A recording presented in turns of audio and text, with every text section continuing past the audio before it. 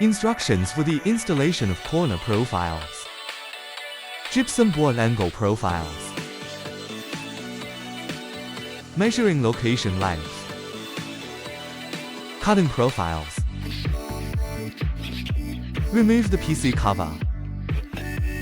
Test whether the light strip is working properly. Apply hot melt adhesive every 2 meters. Ensure that the light strip is more securely attached. Stick on light strip. Cover with a PC cover. Buckle into the corner profile.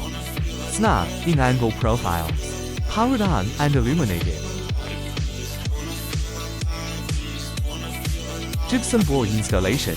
Internal and external corner gypsum board profiles. Measurement of profile dimensions. Select gypsum board of appropriate thickness. Remove the PC cover.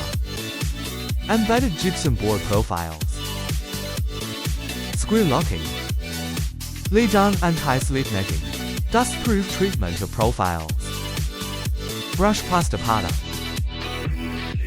Test whether the light strip is working properly.